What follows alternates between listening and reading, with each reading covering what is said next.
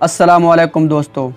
करीबन 20 साल जंग के बाद अफ़गानिस्तान से गैर मुल्की अफवाज का इनखला शुरू हो चुका है और उम्मीद की जा रही है कि 11 सितंबर 2021 तक ये सिलसिला मुकम्मल हो जाएगा। इस जंग से अमेरिकी अफवाज को 2300 से ज़ायद जानी नुकसान उठाना पड़ा है और 2660 फ़ौजी ज़ख्मी हुए हैं। इस तरह अमेरिका को तकरीबन $2 ट्रिलियन मुआशी नुकसान हुआ है और अफ़गानिस्तान में लाखों की तादाद में जानों का ज़िया हुआ और लाखों अफराद घरों से बेघर हुए हैं। इस जंग से पाकिस्तान पर भी शदीद असरात मुरतब हुए हैं, जहां 70,000 के करीब अफराद लुक़्मा अजल बने और पाकिस्तानी मईशियत को $150 बिलियन का नुकसान भी उठाना पड़ा। अंदाजे के मुताबिक इस वक्त भी 3 मिलियन के करीब अफ़गान पनाह गज़ीन पाकिस्तान में रिहाइश पजीर हैं।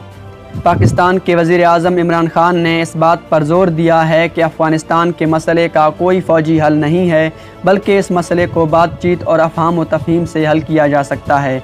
पाकिस्तान की सहूलतकारी और मुखलिसाना काविशों की वजह से बिलाखिर 2018 में अमेरिका और अफ़गान तालिबान के दरमियान बातचीत का सिलसिला शुरू हुआ और 29 फरवरी 2020 को कतर के शहर दोहा में तारीख़ी अमन मुआहदा तय पाया।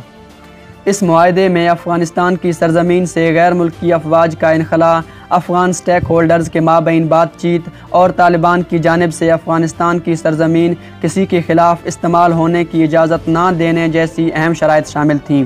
कैदियों की रिहाई के बाद सितंबर 2020 में इंटर अफ़गान डायलॉग का आगाज़ हुआ और इसमें पाकिस्तान ने हर मुमकिन सहूलतकार का किरदार अदा किया। बिलाखिर 6 जुलाई 2021 को अमेरिकी फ़ौजियों ने बगराम एयरबेस को खाली किया। 1980 ईस्वी के दहाई में सर्द जंग के दौरान अमेरिका ने बगराम हवाई अड्डे को तामीर किया था। इन इक़दाम का मकसद सोवियत यूनियन को रोकना था। जंगज़दा मुल्क में अमेरिका के फ़ौजी कार्रवाइयों के दौरान अमेरिकी और नेटो के हज़ारों जवान यहाँ तैनात रहते थे। इस अड्डे में एक जेल भी है जिसमें सैकड़ों की तादाद में तालिबान और दीगर कैदी गुज़िश्ता कई बरस से कैद हैं। अक्टूबर 2001 में अमेरिकी अफवाज ने अफ़गानिस्तान में तालिबान के ख़िलाफ़ जंग का ऐलान किया था। 9/11 के हमलों के दौरान और इस 20 साल जंग में बगराम एयरबेस का सबसे अहम किरदार रहा है।